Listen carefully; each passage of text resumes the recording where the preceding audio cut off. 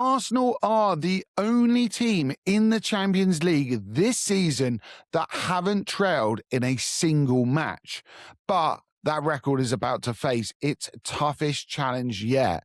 A trip to the Bay Area, a dangerous Bayer Leverkusen side, and knockout football where one mistake can end it all. But here's the interesting part. Leverkusen's pressing system actually leaves one massive gap in midfield.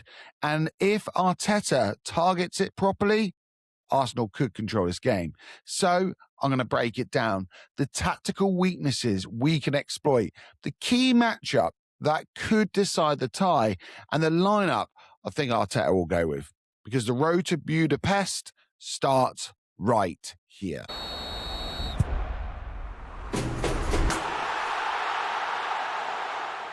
Welcome back to the channel, guys. We are Folder on Football, and let's get into it. Let's start with the opponents, Bayer Leverkusen, because historically they've always been close to the top, but never quite there. For years, they were known as Neverkusen after a string of second-place finishes, including the 2002 UEFA Champions League final against Real Madrid. I'm sure we all remember the goal from that one. Then everything changed because under Xabi Alonso, they produced an unbelievable, invincible domestic season in the 23-24 season. And it completely changed how people view that club. We know all too well, we're the only ones who know what it's like to be invincible. But we also know all too well that football moves quickly. And Alonso has already moved on, as has their superstar Florian Wirtz, who joined Liverpool, of course. Now, they're managed by former Denmark coach Kasper Hjulmand, and this season has been a little bit more inconsistent for them. They finished 16th in the Champions League phase, and they even took a heavy defeat to PSG.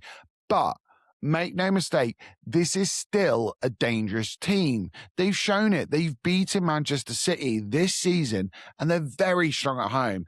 The BayArena can be a tough place to go.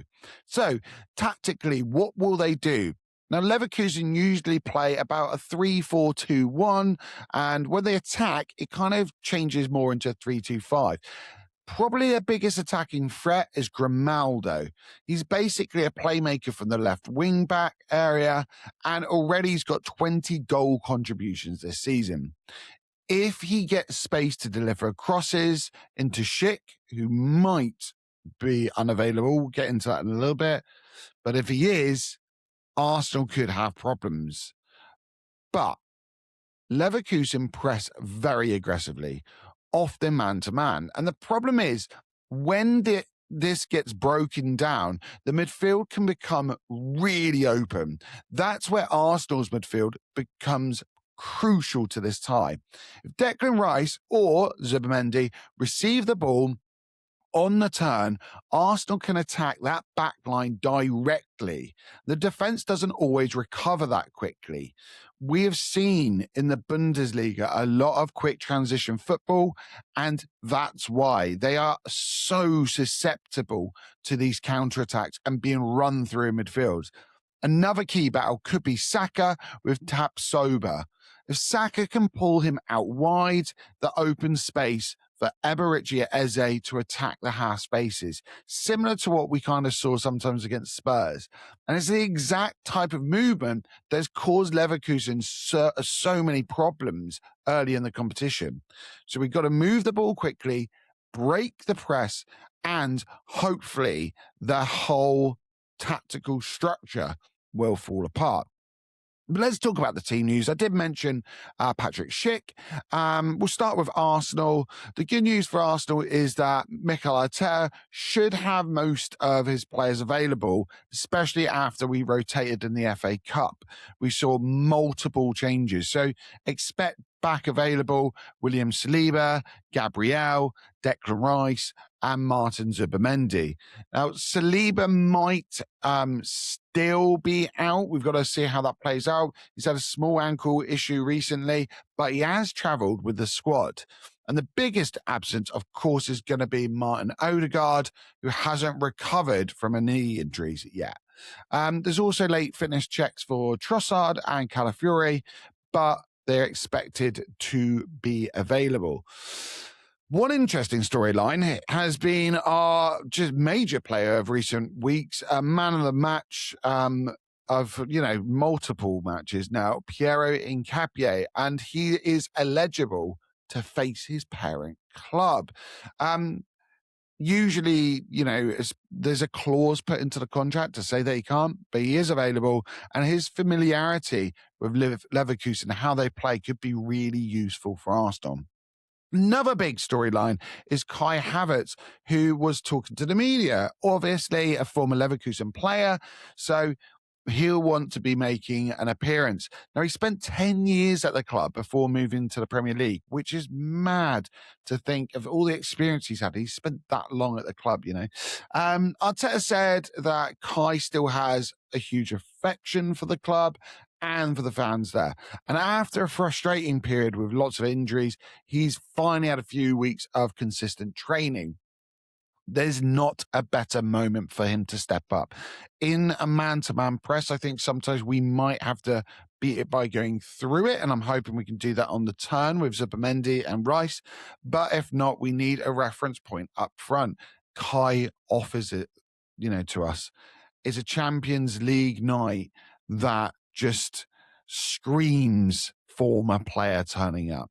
In terms of the lineup, how would I expect us to play?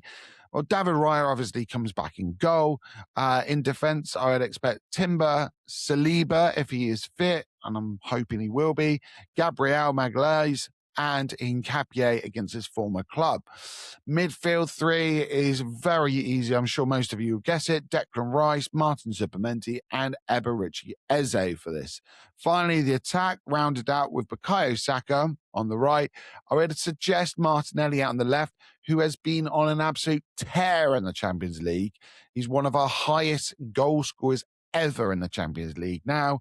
And Victor Gyökeres up top. I think Gyökeres' physical presence could be a huge factor in this tie, and if he gets it right, we could be reaping the rewards of that. If not, hopefully we can look at Kai coming back. But here's the stat that really stands out.